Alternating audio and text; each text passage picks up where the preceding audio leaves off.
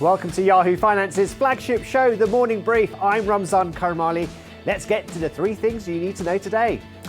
First up, markets are on edge as investors keep a close eye on the labour market and trade uncertainty. US stock futures are pointing just slightly in the green on the main, but really lacking in direction at the opening bell.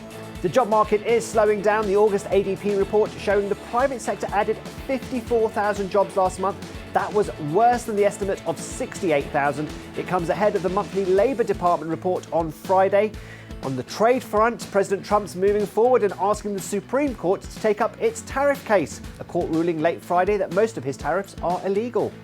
Plus, President Trump's reshaping of the Federal Reserve is moving ahead today. The president's nominee for the Federal Reserve Board, Stephen Miron, faces his nomination hearing this morning before the Senate Banking Committee.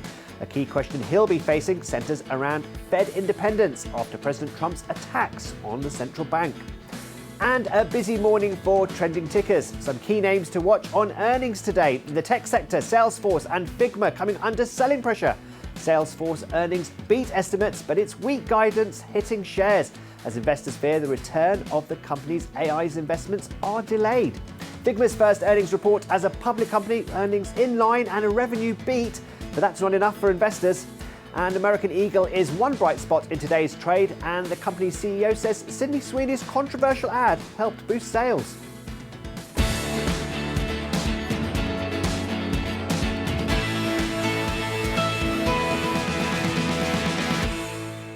All right, let's get a check in on stock futures. And markets are kind of lacking direction. It seems though the Dow Jones was in the red earlier after the release of the ADP jobs number, but now ticking slightly higher. Well, I think it's time for us to dig into our top stories of the day. Well, as you see, stocks mostly higher amid trade uncertainty as President Trump asked the Supreme Court to allow tariffs, and the ADP report giving us a fresh read on the labour market ahead of the August jobs report out tomorrow. Plus, the nomination hearing for President Trump's pick for the Federal Reserve Board of Governors happening today on Capitol Hill. Well, joining me now, senior markets reporter Inez Ferre, senior reporter Ali Canal live from the Nasdaq, and Fed correspondent Jennifer Schoenberger live on Capitol Hill. Ali, well, let's get straight into that ADP report. What's your take on it? Another soft print on the labor side here. The ADP private payroll report showing that just 54,000 jobs were added during the month of August. That's short of expectations for 68,000 and barely half the gains that we saw in July. Now, in terms of specific sectors, leisure and hospitality did see the most jobs added. Those sectors adding 50,000 jobs. Not a total surprise there considering we're in the summer months. We also saw construction up 15,000, and construction has been a bit stagnant as the housing market has been frozen. However, we have seen mortgage rates come down a bit, and that is expected to be a boon for the construction industry at large. But other areas did pull back last month. Transportation and utilities, for example, lost 17,000 positions. Education and health services lost 12,000. Now, I do want to say that healthcare, that industry overall has been leading a lot of the job gains that we've seen over the past year. So that's something to watch if that trend reverses. Now, ADP's chief economist, Neela Richardson, called the labor market whipsawed by economic uncertainty. She cited labor shortages. She cited that uneasy consumer, along with AI disruptions as catalysts to that uncertainty. And of course, all this comes ahead of that critical August jobs report. We saw massive revisions earlier this summer. We had Trump firing the BLS chief. So all eyes are going to be on this report, especially since it's the last piece of major labor market data that we'll be seeing before the Fed is expected to cut interest rates later this month. Markets are really pricing that in. We're now at 98% odds of that happening. And if you take a look at the bond market, you're seeing that reaction as well. We're seeing long-term yields tick lower. The 30-year yield is now trading firmly below 4.9%, down around 2 basis points. The 10-year yield is now lower than 4.2%. We did see that bond market sell off earlier in the week, but now that we're continuing to see this cooler labor market data, that's reversing a bit here. Yeah, and we'll be watching that crucial jobs report tomorrow. But we've also had quite an interesting report out from the Bank of America on the labour market for graduates. What does that tell us? Yeah, so interesting report here from B of A. Unemployment among young workers is continuing to creep higher. Now, new college grads are facing jobless rates above the broader workforce, which is a complete reversal from what we saw before the pandemic. According to this report, more than 13% of unemployed Americans in July were brand new entrants to the labor force. That's the highest share since the late 1980s. And that sentiment is showing up in some survey data, too. We spoke with Glassdoor senior economist Daniel Zhao on the show yesterday. And he was telling me that employee confidence is hovering near record lows. And it's not just Gen Z, it's also those senior level workers. Now, this sentiment is showing up more in those white collar positions. So think financial services. And we have seen those layoffs in that industry over the past year or so. But he was telling me that even though layoffs make headlines, that really garners a lot of the attention, this lack of hiring might be the bigger story here, because not only are these new entrants to the labor force not able to get into these positions, but then those that are already employed are unable to climb the ladder. And that is key, because if employees feel stuck in their job, that leads to a lot of discontentment. So, this is just another example of a labor market that economists have just described as really stuck. And I think what we saw with ADP only confirms that cooling factor. Ali, thanks for that. Let's move on to Inez Ferre, our senior markets reporter. Inez, is it fair to say that markets are kind of lacking direction this morning? Yeah, I mean, we have seen the markets pretty muted when you take a look at what's happening right now. We've seen the major averages not moving that much. Part of this, of course, is the question is over what will happen with the tariffs now that President Trump has sort of fast-tracked the tariff question to the Supreme Court. So the question is, what will happen with bonds? What's happening on the long end of the bond market? As Ali was just mentioning, we have seen some slight movements there recently, but we haven't seen too much of a reaction with the markets. And as far as commodities are concerned, we have seen gold that's been moving higher in recent sessions. Today it's down a bit, but as far as Bitcoin's concerned and some of the cryptocurrencies, we are seeing those take a leg lower. Yeah, just on the tariff front there, President Trump's move to request the Supreme Court to fast track his case. Doesn't this just add to more tariff uncertainty? Surely the markets should be feeling a little bit more jittery than they currently are. Yeah, and it's a muted reaction given the uncertainty about the tariffs. I mean, you have Bloomberg analysis that is saying that if Trump is defeated in this case, then you could see the average tariff rate that's about 16.3% cut by at least half. And the U.S. would also have to return billions of dollars in tariffs. Now, there was an interesting note from B of A talking about the impact of tariffs and inflation and bonds. And basically what B of A analysts are saying is that the persistent inflation risk isn't fully priced into the market, that the market is pricing in that you will see inflation in the near term, but that it will be muted longer term. And they're raising this question, whether you're going to see inflation persistent higher for longer, because the movement on prices when it comes to inflation, prices are moving slowly. And so that could stretch out sort of the inflation scenario. So you could see inflation higher for longer, and then that would have an impact on commodities. The risk is that you would see commodities go higher, and of course you would see inflation higher as well. Well, one commodity you mentioned earlier was gold, and we've had a pretty interesting call from Goldman Sachs out this morning on the precious metal. What exactly did it say? Yeah, so what they're saying is that they expect gold prices to go higher. And most of the street is expecting gold prices to go higher into next year. But they're looking at $4,000 an ounce gold by mid-2026. But they're saying that there is a risk that you could see gold go even higher than that, and particularly if you have Fed independence that is eroding. And that is what would send gold even higher. They're predicting perhaps as high as $5,000 an ounce if everything stays the same.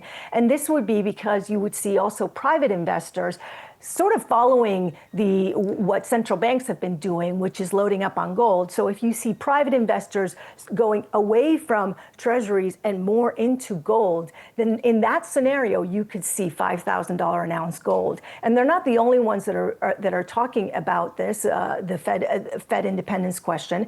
Other banks, JP Morgan also put out a note basically saying that the long-term impact on gold could be significant if you have erosion of Fed independence. Okay, well, we're talking about Fed independence, and who better to talk to about it than Jennifer Schoenberger? Later, we'll be hearing from Stephen Myron when he's in front of the Bank Committee. What should we expect him to say?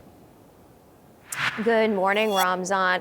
President Donald Trump's nominee to the Federal Reserve Board, Stephen Myron, set to testify in his confirmation hearing this morning before the Senate Banking Committee, where he's expected to uphold a pledge for central bank independence. Myron expected to tell lawmakers in prepared testimony that, quote, "In my view, the most important job of the central bank is to prevent depressions and hyperinflations.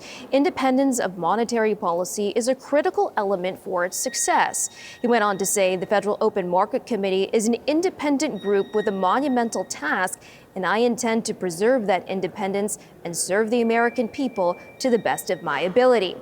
While Myron's appointment to the Federal Reserve was always a chance for President Trump to shape the Federal Reserve, his recent firing of Fed Governor Lisa Cook has raised scrutiny and attention on this morning's hearing, both for what Myron will say and for what lawmakers will ask.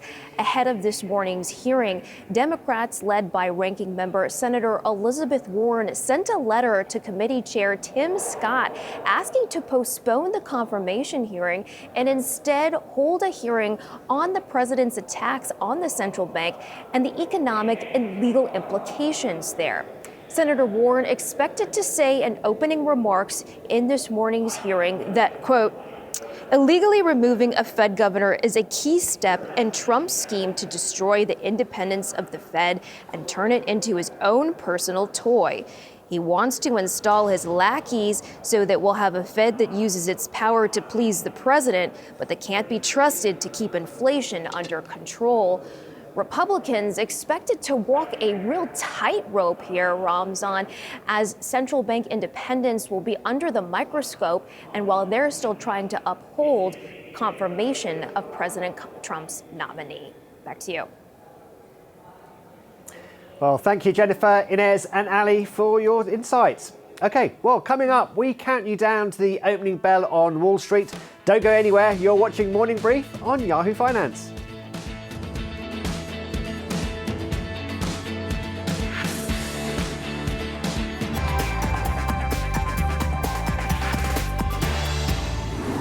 Now, time for some of today's trending tickers.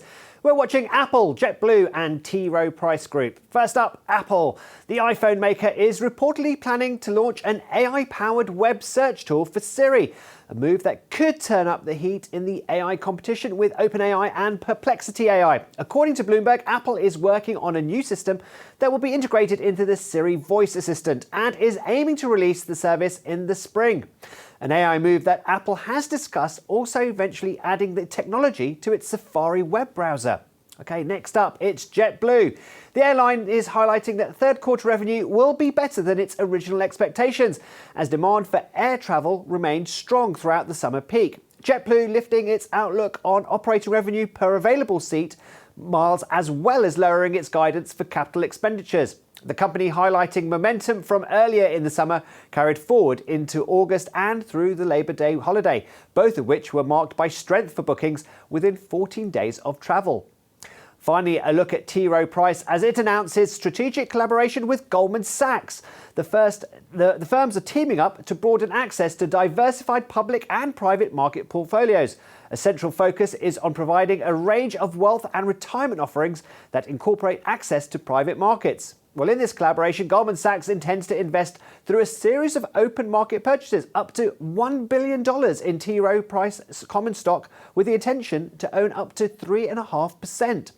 Well, you can scan the QR code below to track the best and worst performing stocks with Yahoo Finance's Trending Tickers page. President Trump is asking the Supreme Court to step in after an appeals court upheld a ruling that would make some of his tariffs unconstitutional in a petition filed late Wednesday. My next guest says if trade uncertainty persists, it could weigh on markets through September. Well, joining me now is Young Yu Ma, PNC Asset Management Group Chief Investment Strategist.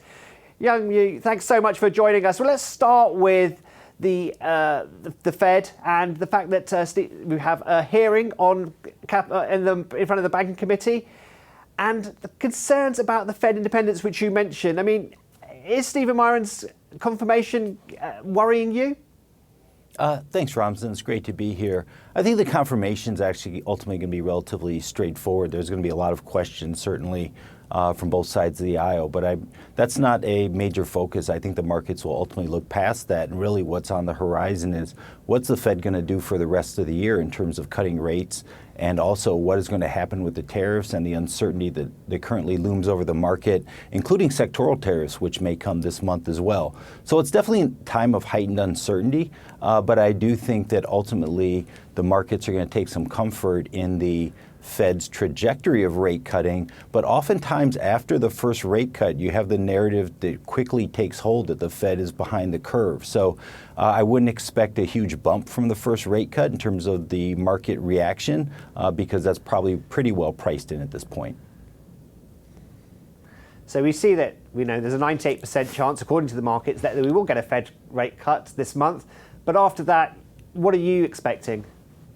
Well, at PNC, we do expect 2 more rate cuts after the September one for the rest of the year, so 3 rate cuts this year, and even another one into January or early next year as well. So we do think what's on track is a rate-cutting trajectory and a rate-cutting program for the Fed. And once this gets more underway, I think the markets will be able to take greater comfort. Usually the first rate cut really doesn't have a big effect on the economy. It's more the idea that the Fed is going in a direction of persistent rate cuts for the foreseeable future that we think is going to have more of an effect. But that can take a while to set in before the market really coalesces around that idea. Now, something you mentioned earlier, tariffs. We know that Japan and the US are getting closer to sort of tying up all the loose ends in its agreement on autos. How vital is that for both Japanese car manufacturers, but also US car manufacturers? Well, it's important to see progress on all of these things. I think that one of the concerns in the market is just how slow progress has been with some of the trade deals. These are hard to work out once you actually get into the details, and there are a lot of countries that are lined up to actually still work out details with. So it's just good to see progress. I think that the auto industry in Japan has a much bigger sway on the market than it does in the U.S., but still in the U.S., these are very important markets. And what do you make of President Trump's move to ask the Supreme Court to sort of hurry his case through in terms of a decision on tariffs and whether they're illegal or not? What do you make of that move? Well, I think it's a good move, actually. I think the market, from the market standpoint, the market does want clarity on this. And the appeals court did rule that the use of emergency powers was not justified or legal, and it's going to go to the Supreme Court. It's hard to know how the Supreme Court is going to rule. We're not taking a position on that, but perhaps there's a middle ground that the market would like to see, that even if the tariffs are not upheld, that though they don't have to be refunded to the importers. Now, we're just starting this September month. We know that September traditionally isn't probably the best for investors. With all this sort of tariff uncertainty, with the fact that markets are close to record highs, should we be expecting maybe a bit of a correction, or do you think we're onwards and upwards?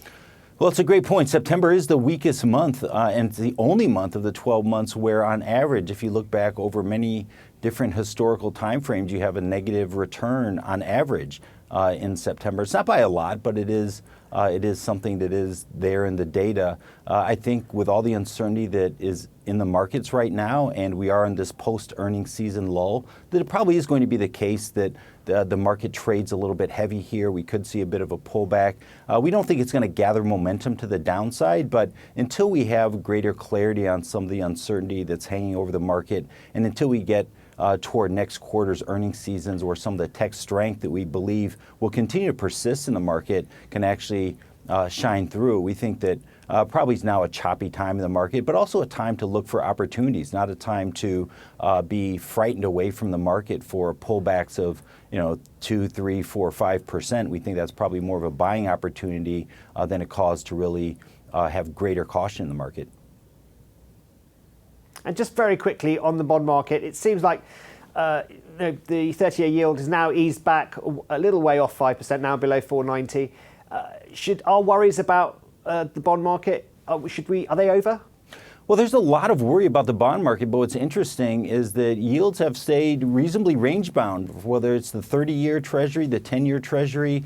There's a lot of concern that of the bond market or yields falling too much, and there's a concern of the yields rising too much based on perhaps pricing pressures or the deficit being too large. But if you look at what's actually happening in the bond market over the past couple of months, it's been relatively stable. We actually think that stability is probably likely to continue. There's a push and pull that's going on right now in the bond market.